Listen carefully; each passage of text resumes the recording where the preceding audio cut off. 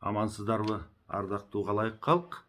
Мен кечеги токтогон жерден Манас баянын андан ары улай берейин. Сиздер болсо күндөгүдөй эле өтүнүч эфирди бөлүшүп коюуну унутпаңыздар.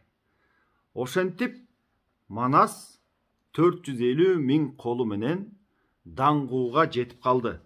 Аскеринин баарысын чөл ортосундагы Аспян деген жерге таштап, өздөрү 6 киши болушуп, Бакай жана башкалар болуп алышып, ортодо бир бийик тоо бар экен. Мына ошол тоонун башынан Кытайды көздөй, баягы Даңгууну көздөй дүрбү салып, урумдан алдырган дүрбүсүн 6 бурап, баягы чындап көзгө жимерип, чыгыргын имерип карап турат дейт.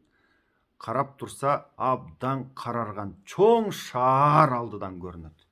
Мына ошол Даңгуу журту, Даңгуу жериндеги Дункан деген чоң шаар экен. Ал шаардын башчысынын аты Дүбүр экен. Бул шаарга карай турган дагы 30 кала, шаар, тала ушундай жерлер бар экен. Мына ошону эми сүрөттөп эпоста мындай деп айтып берет. Дункан шаарга караган орто жагы Лоп көлү дейт. Лоп көлү талаасы кенен, ал эми Лопко куйган суунун жээгинде эл жашайт. Мына ушул суунун жээгин бойлоп эл жашайт. Баягы аштыгын эгишип, күрүчүн эгишип, дыйканчылык кылышып, мына малын кармашып, мына ушундай чер токойлуу ушундай бир жер дейт. Ал эми андан бери күн жүрүш жагы Азыноо деген жер болот деп айтат. Күн батыш тарабы Дункан шаарынын Баймыноо деген жер экен. Бул бир үзүлбөгөн, узундан узун кеткен тоо деп айтат. Башы Сура тоо. Ал жерде дейт, ажыдар, шер жашайт. Керик тууган жер болот бул. Жабырбаян деген тарыхта канча миллион жыл мурда жашаган бир жандыктардын атын эпоста ушинтип айтып кетет. Жабырбаян деп айтат. Жабырбаян кериктерди жечкен. Анан дагы Алаткак деген кандайдыр бир ушундай бир жырткыч бар дейт. Адам койбой жейт дейт. Адамды да жеп коет деп ушул жерде сүрөттөп айтып кетет. Андан бери жагы Талуу жер, Талуу деген жер экен. Бул Тала дейт. Канбил деген шаар бар. Мына ошол шаарда дагы бир топ 100 миң деген элдер жердеп жашайт дейт. Андан нары жагы Теңирноор деген көл экен.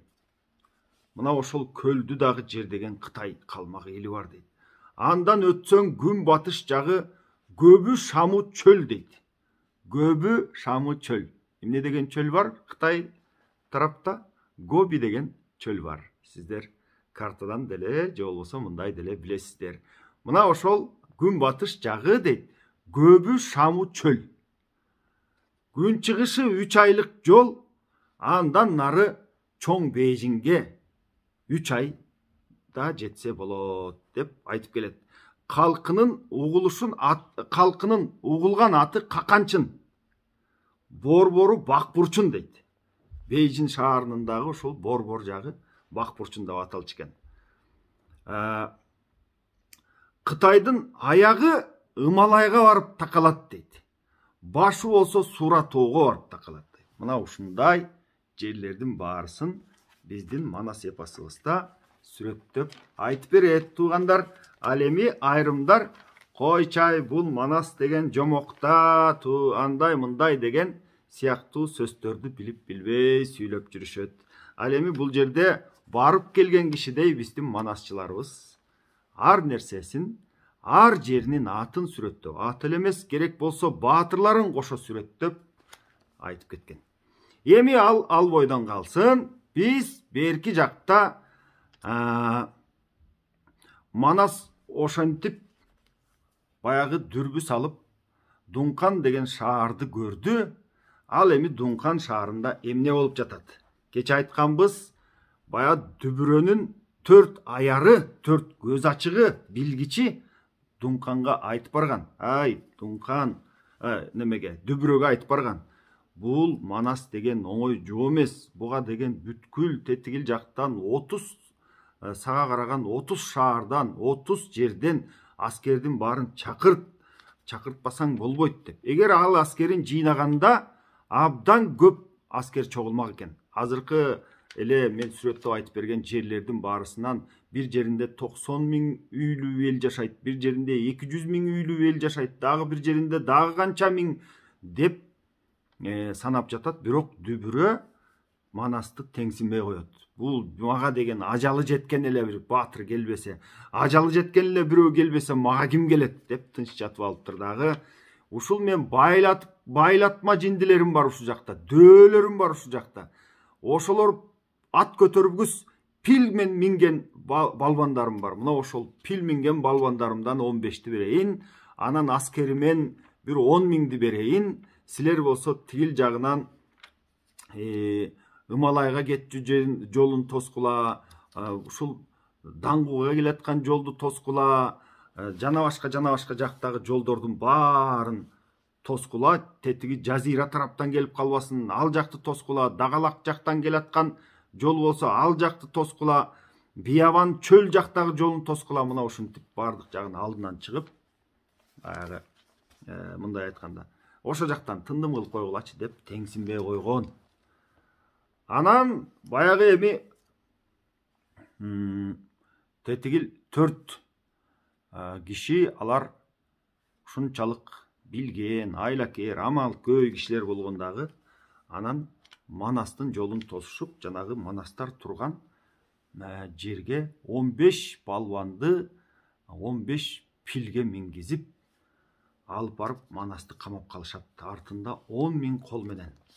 Мына ошол жерде Манас 4 дөө менен баягы пил минген адамдар менен байланышат, чабышат.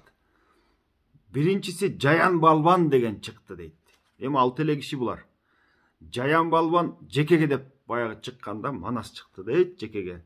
Жаян Балбан пилди минип баягы күрсүсүн колго алып Манаска келип, Манасты чаап, Манаска найзасын сайганда араң түттү дейт. Баягы найзасы сайылган ушундай күчтүү кишилер экен. Ак келтесин алып баягы Жаян Балбанды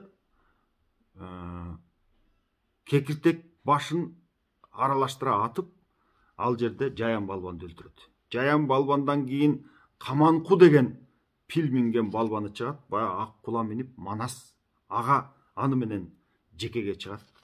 Аны дагы жайлап тындым кылат. Андан кийин Сананор деген балбаны пилин минип жулкунтуп, башкача болуп булкунуп, ушундай Манаска баягы мылтык атып, жаа тартып ушинтип келет. Манаска да тиет албетте, жаанын огу тиет, найзасы тиет. Баягы чопкуттан өтүп калканды талкалап кетти дейт.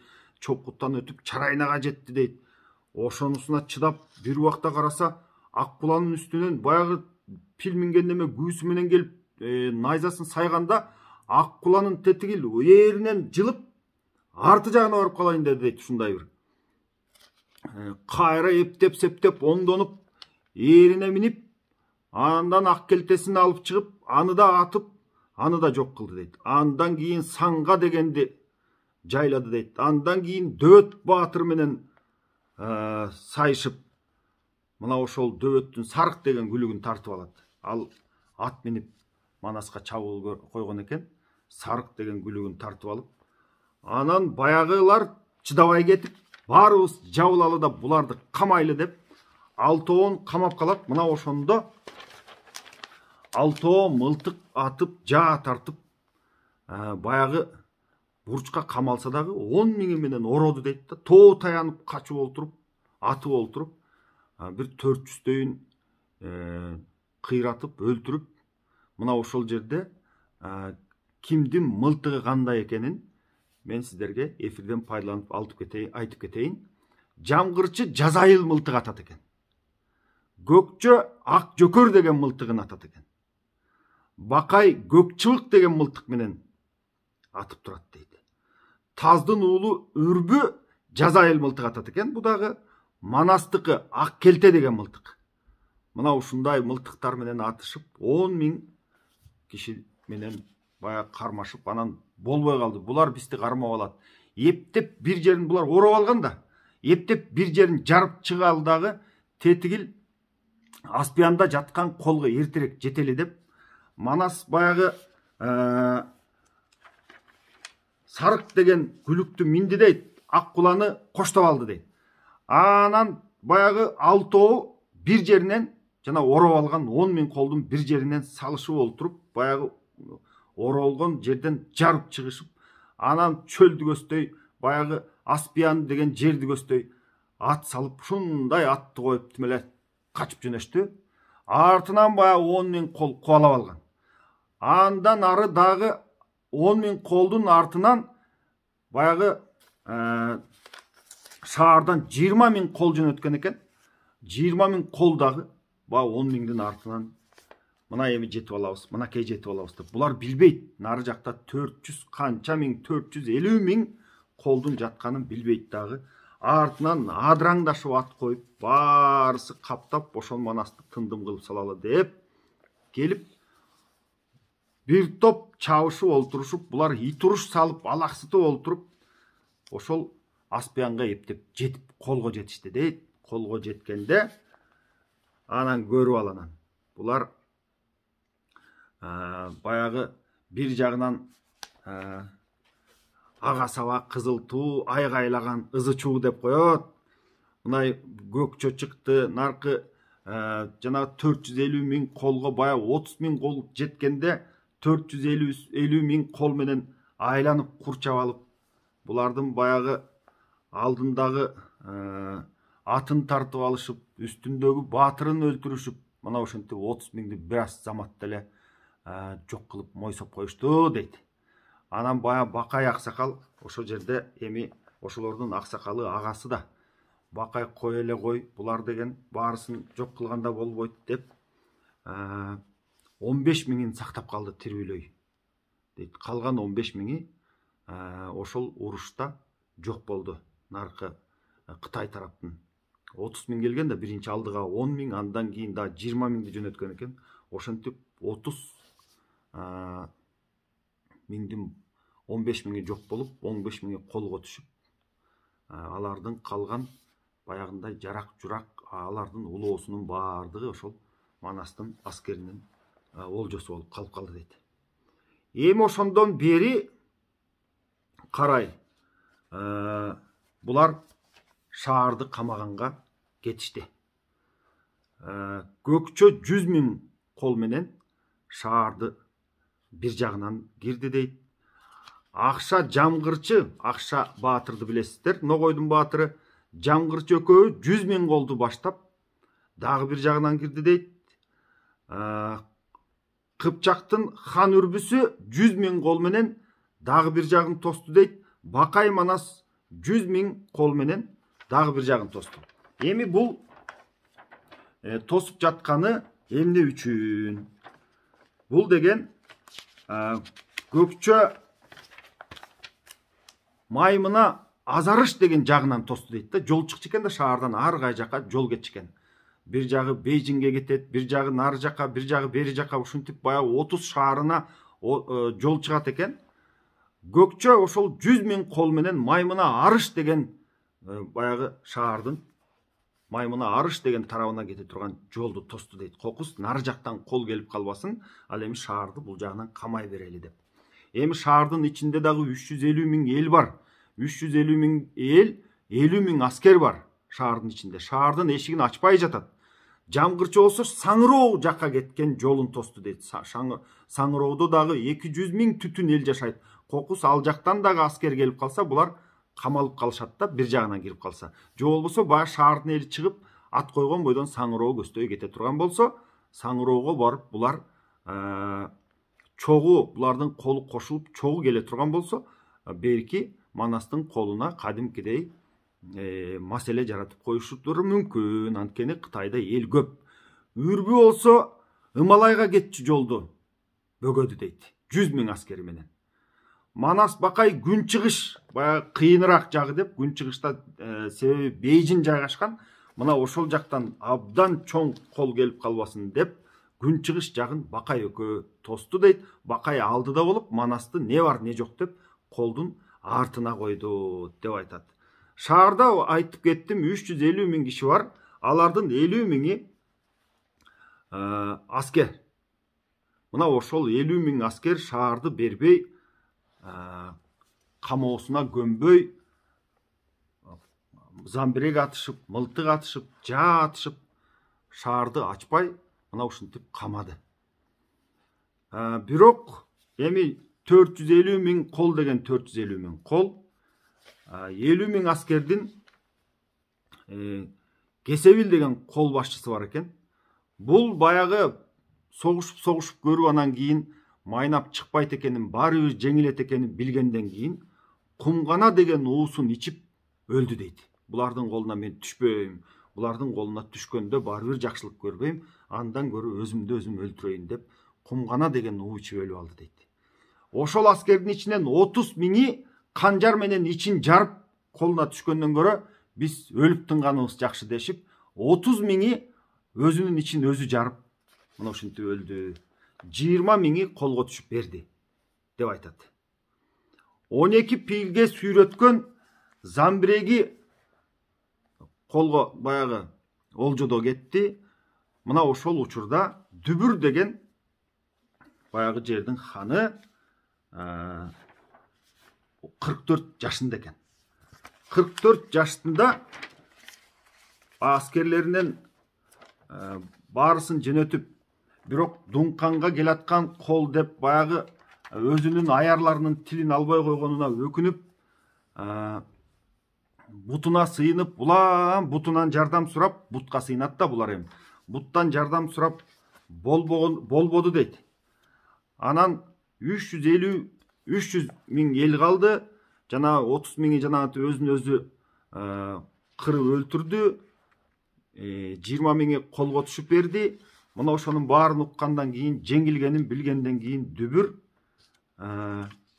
баягы бутка сыйынып атып, бутка башын бир уруп, ошентип башын канжалатып өлдү дейт. Мына ошол жерде эл анан кийин тетигил бутуна бутту сыйынып аткан бутун сүзүп, чалажан болуп, чалөлүк болуп жаткан Дүбүр баатырды, Дүбүр ханды көргөндөн кийин эми кандай кылабыз деп 300 миң эл шаардын ичинде туруп алып, баягы кылар айласын таппайт дейт. Мына ошондо Докси деген элден Төлөбек деген төлгөчү элге чыгып Манаска төлгө салып жатат дейт. Мына ошол жерде мынтип айтат. Манаска бүткүл Орто Азия карайт экен. Башы Кумбул, аягы Урумга чейин, шымал жагы Кара Кумга чейин Манастын бийлигинде болот экен. Күн жүрүш жагы Тагырма, күн чыгышы Алтай, Оронгай тоосу дейт. Манчжурия, Алтын тоо, Оркун дарыясы, Алакөл, Керкөл, Төрткүл, мына ушулардын баарысы Манастын кол астында калат экен. Биздин шаардагы Манаска багынат экен деп бул Төлөбек төлгө салып, анан элди айтып, эми эшикти ачпасак болбойт, биз баары бир жеңилет экенбиз деп эшикти ачып. Эшикти ачкандан кийин баягы эл жан соокалап, жүгүнүп, бүгүлүп, анан ал жака Бакай кирди дейт. Бай элге айтып, силер биз деген силерди кырганда не пайда, биз кырбайбыз силерди деп өзүнүн баягы шартын түшүндүргөндөн кийин эл үйүнө тарап, сүйүнгөндөн аман калганына сүйүнүп үйүнө тарап жөнөдү дейт. Мына ошол жерде чалажан болуп жаткан Дүбүрөнүн башын Бакай кыя чапты дейт. Кыя чапканда эл баягы үйүн көздөй жүгүрүп баратканда баягы хан панына карабай башын ушундай тепселеп өтүп атканда Бакай айтты дейт. Эй, токто! Эй, калайык, токтогула! Деп аларды силер деген кандай элсиңер? Муногу ханыңар жаман да болсо ханыңар го! Деп аларды урушуп турат дейт. Мына ошондон калган бир укмуш сөз бар экен. Хандын башы көпүрө болсо атта өтпө деп айтат экен. Манас эпосунан мына ушундай Бакай атабыздан мына ушундай салам дуай ханыңдын башы көпүрө болсо аттап өтпө деген сөз бар экен Манаста. Биз ошентип даңгуу жерин Манас баатырдын колу чаап өзүнө каратып алды. Эми кандай иш болот? Эми кантип окуя уланат? Калганын эртең айтып берем туугандар. Аман туруңуздар.